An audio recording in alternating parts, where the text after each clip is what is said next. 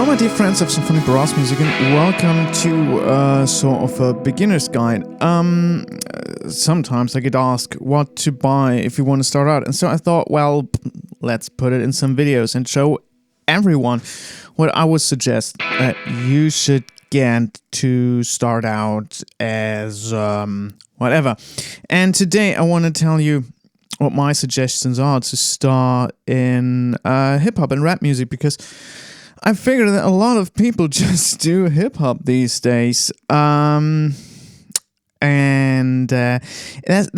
a great way to start in recording, in music in general, because it's really, really easy to do, because you basically need 5 things, and one of these I think is pretty normal for everyone, that to have a computer, a laptop computer of some sort. And to be honest, everything that's out in the market currently, talking computers, is capable of doing basic audio. And if you're doing hip-hop, that's pretty basic, because we're talking not about much stuff to record. And if you do a beat in a software, that can be rendered, and so there's not much big of an issue to have a beastie thousands of euro computer to handle these type of music. So what would I suggest? The first thing you'll need is a software to record stuff, and maybe you want to do beats as well. So I did some research, and I came across FL Studio, which I know a lot of clients use for making beats, because the great thing on having FL Studio, or back in my days called Fruity Loops, you don't need a keyboard, and you don't need to be skilled at all in music. You don't need to know which keys are which note, and so on and so forth. You can all do it in the software. The thing, and I put links in the description down below to everything I talk about. The thing is, you need the basic version won't suit you, because you need to be able to record audio if you want to not only do beats but also to rap. So the second version would be the one I suggest, simply because it's a really easy to use software which can go a lot into detail. I know some other people use Ableton, but my suggestion out of the blue is FL Studio, Fruity Loops. So you have that installed on the computer. Now you don't hear a thing properly, and you're not able to record anything. So what you need is a box to connect the analog world from your speaker, your headphone, and your microphone to your computer. And this is called an audio interface. And again, I checked a bit on the web, and I came across the Focusrite Scarlett Solo 3rd generation. This is a really, really simple box, because all you have is a microphone input, an headphone output, and an output for speakers of some sort.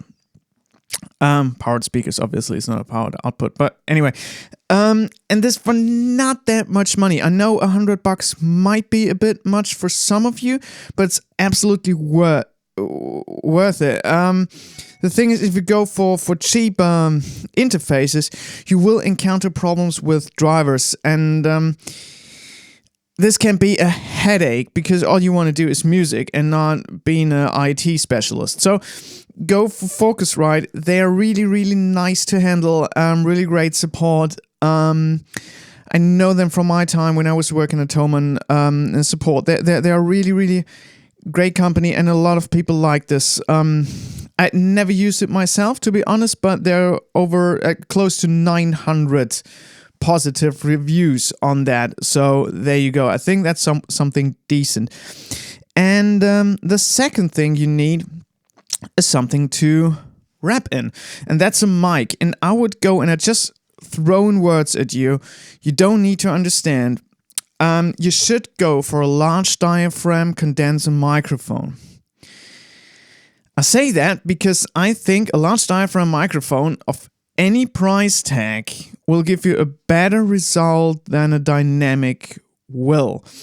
And a microphone I use myself, not for vocals because I have some other options that are 10 times the price, but I really, really like them. They're really solid microphones. It's the Rode NT1, and there is link all in the description down below. There is a complete bundle with mic stand, with pop filter, with cable, with everything you need to plug it straight into your audio interface. So there's nothing else you need. You just have this red box. You have this microphone, you have a stand and a cable and a pop filter with it. You just set it up and you're ready to go with the software.